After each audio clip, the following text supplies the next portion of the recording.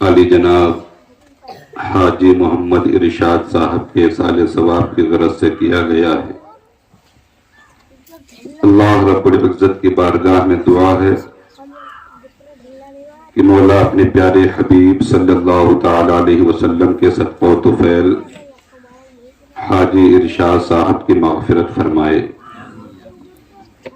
ان کی قبر پر رحمت و نور کی برسات فرمائے، میدان محشر میں آقا کریم علیہ الصلاۃ والتسلیم کی شفاعت نصیب فرمائے، پرصراط سے آسانی سے گزرنے کی توفیق عطا فرمائے، مصطفیٰ جان رحمت صلی اللہ تعالی علیہ وسلم کے مقدس ہاتھوں جام کوثر پینا نصیب فرمائے، اور ان کے اہل خانہ کو، ان کے بچوں کو، ان کے گھر والوں کو صبر جمیل عطا فرمائے۔ مجھ سے پیشتر آپ حضرات نے ایک مختصر اور جامع خطاب سماعت فرمایا،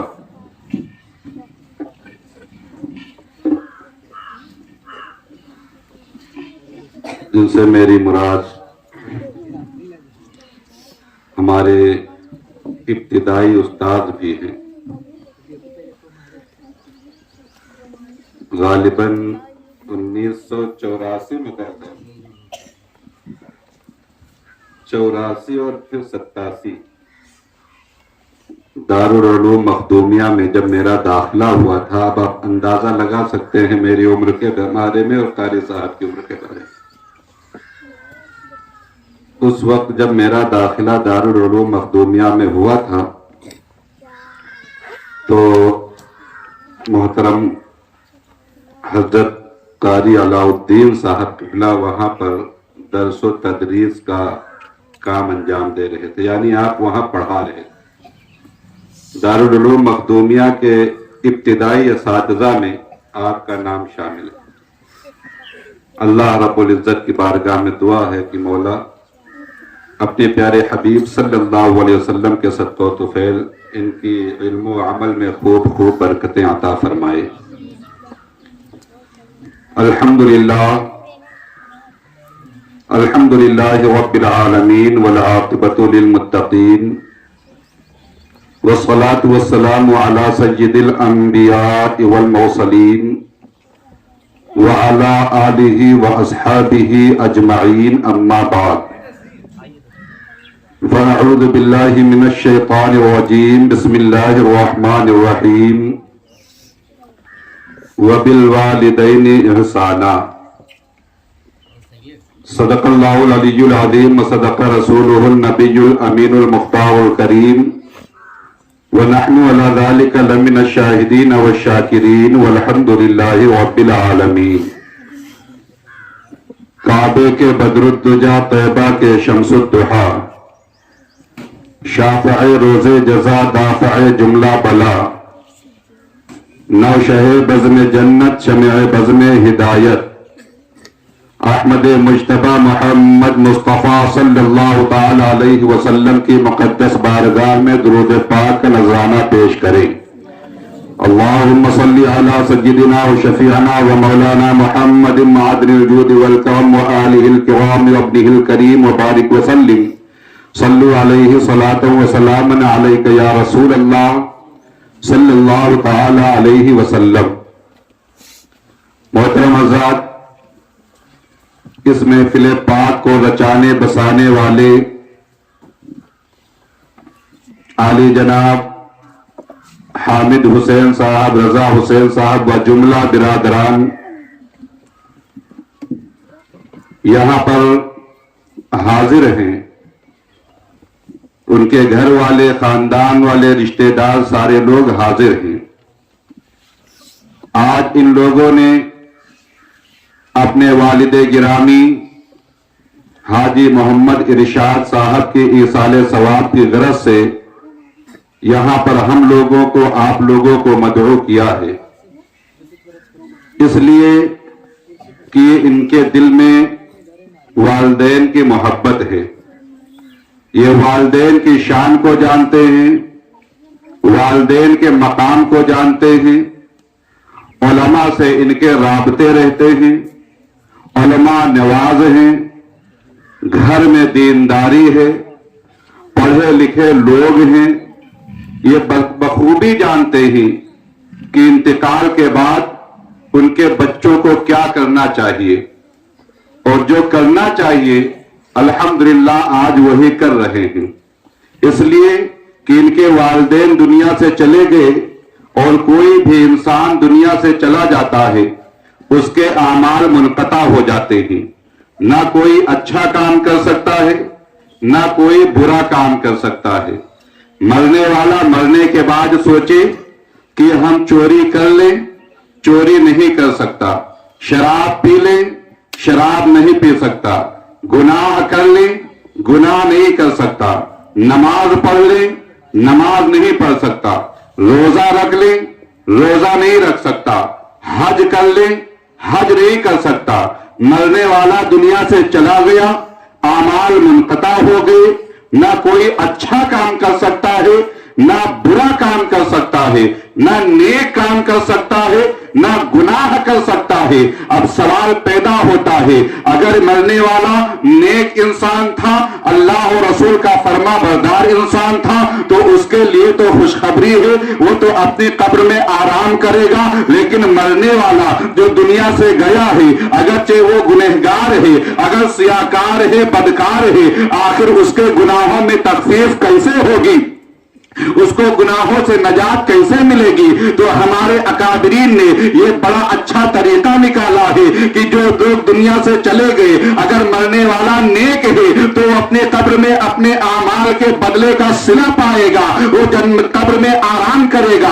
और मरने वाला दुनिया से जाने वाला अगर गुनहगार है, आमाल मुनक़ता हो गए हैं, तो अगरचे सुन्नी मुसलमान है तो सुन्नी लोग उसके घर वाले उसके नाम ईसाले सवाब करेंगे, कुरान खाने का एहतमाम करेंगे, मदरसे से बच्चों को बुलाकर कुरान की तिलावत करवाएंगे। तिलावत करवाने के बाद अपने मरहूम के नाम ईसाले सवाब करेंगे, और जब ईसाले सवाब किया जाएगा तो मरने वाला अगरचे गुनहगार है, तिलावत कलामुल्लाह की बरकत से अल्लाह तबारक व तआला उसके गुनाहों में तखफीफ फरमा देगा।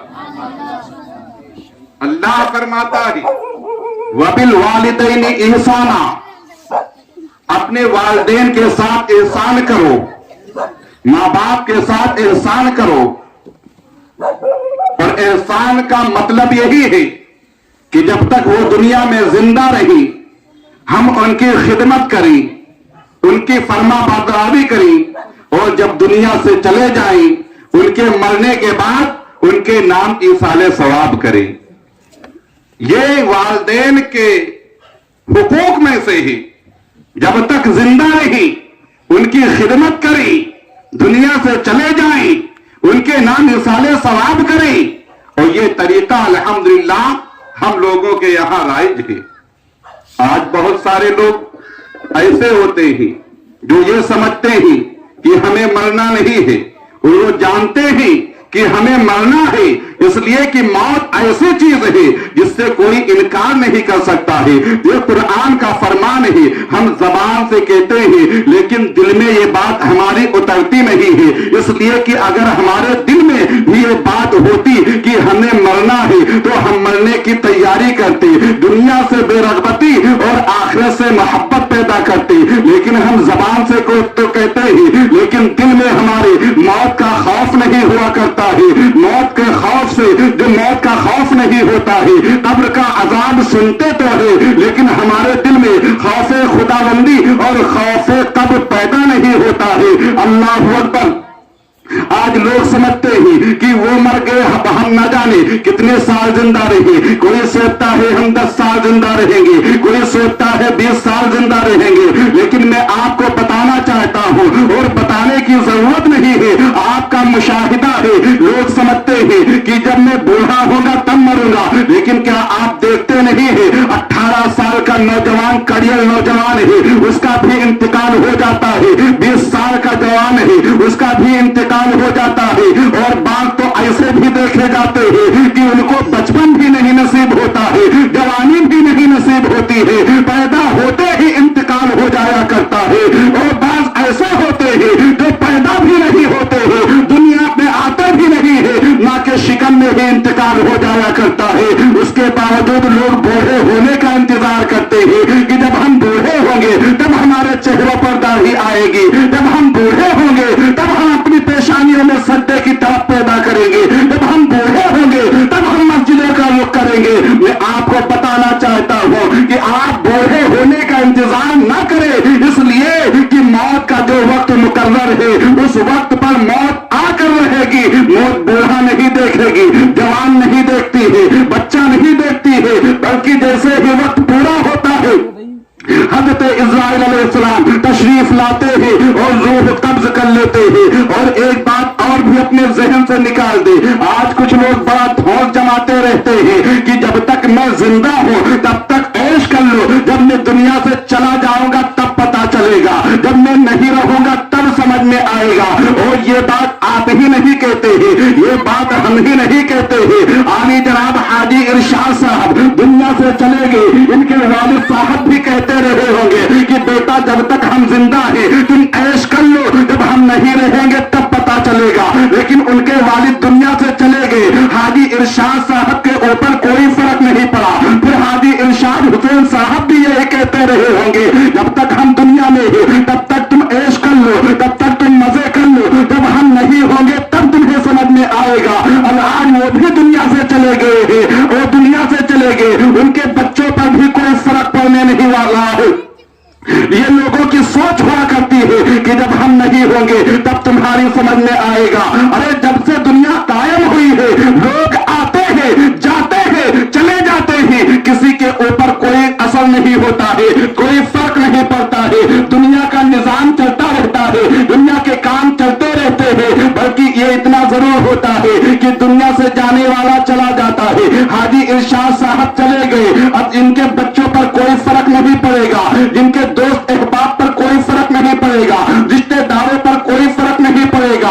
जो दूर का रिश्तेदार है वो थोड़ी देर के लिए अफसोस का इजहार करेगा, जो करीब का रिश्तेदार है वो महीने 2 महीने अफसोस का इजहार करेगा, और घर वाले 3 दिन 4 दिन 1 महीना 2 महीना वो भी अफसोस करेंगे। कुछ दिनों के बाद वो भी भूल जाएंगे, न रिश्तेदार याद करेंगे, न खानदान वाले याद करेंगे, न घर वाले याद करेंगे। किसी के जाने से किसी के ऊपर कोई फर्क नहीं पड़ता है। अलबत्ता बात यह है जैसे ही दुनिया से जाते हैं, हाजी इरशाद साहब चले गए, उनके जितने भी बच्चे हैं उनके वारिस हो गए हैं। अब विरासत पर उनकी नजर होगी, हमारे बाप के कहां कहां पर जमीन थी, हमारे बाप के नाम कहां कहां जमीन थी, हमारे बाप के नाम कहां कहां पैसा जमा था, सारे वारिस की नजर उसके ऊपर हो जाती है। जमीन का बंटवारा हो रहा है, पैसे का बंटवारा हो रहा है, माल का बंटवारा हो रहा है। जाने वाला चला गया,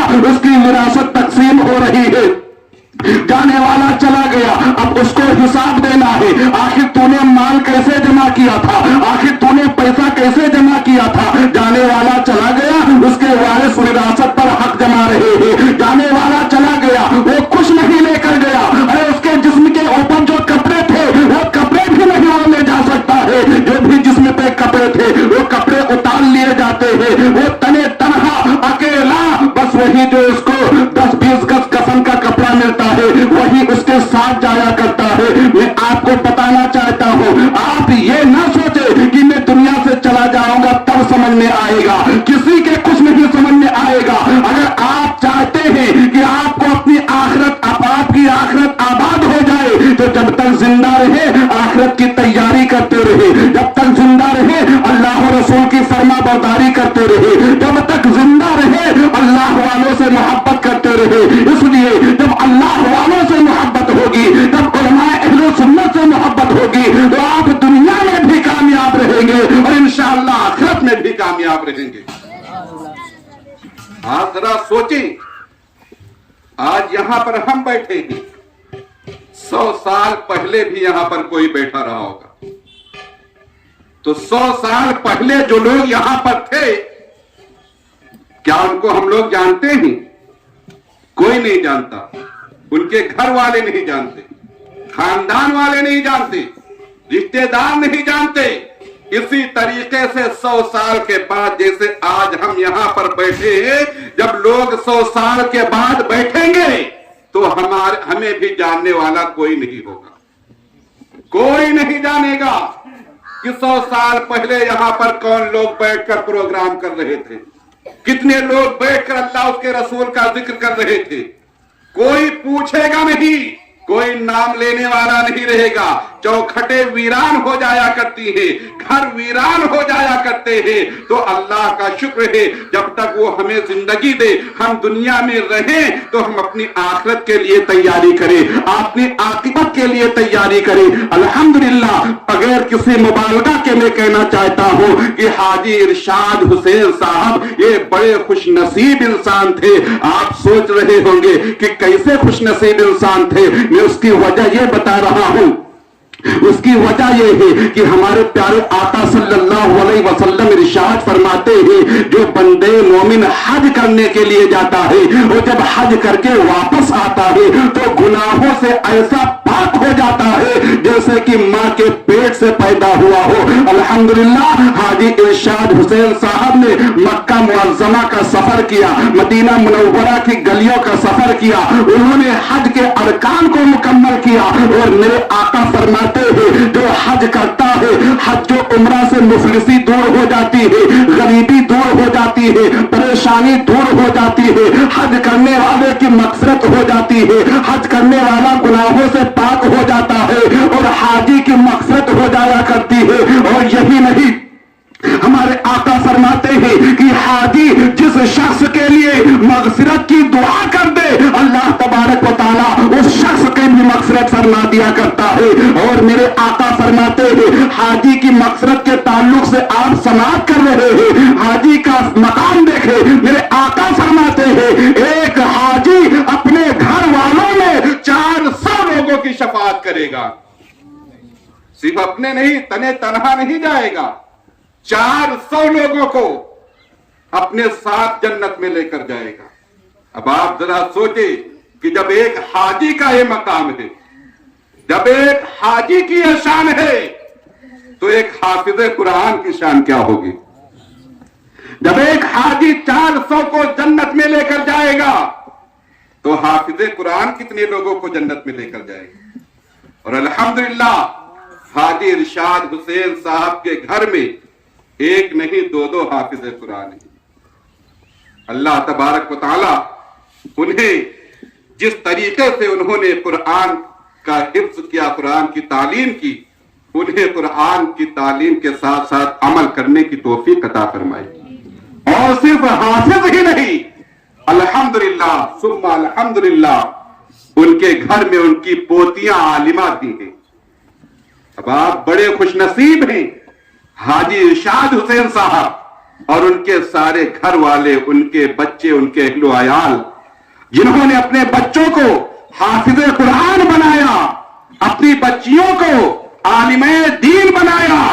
اب میں آپ کو بتانا چاہتا ہوں کہ جب ایک حافظ قرآن, جب ایک حاجی کو یہ مقام حاصل ہے کہ وہ 400 لوگوں کی شفاعت کرے گا تو ایک حافظ قرآن کی شان کا عالم کیا ہوگا, ایک عالم دین کی شان کا عالم کیا ہوگا. ارے جب ایک حاجی کی یہ شان ہے تو ہم لوگ تو الحمدللہ اولیاء کرام کے چاہنے والے ہیں, غوث پاک کے چاہنے والے ہیں, مخدوم پاک کے چاہنے والے ہیں. جب ایک حاجی 400 لوگوں کی شفاعت کرے گا تو مخدوم پاک کی شفاعت کا عالم کیا ہوگا, سرکار خواجہ غریب نواز کی شفاعت کا عالم کیا ہوگا.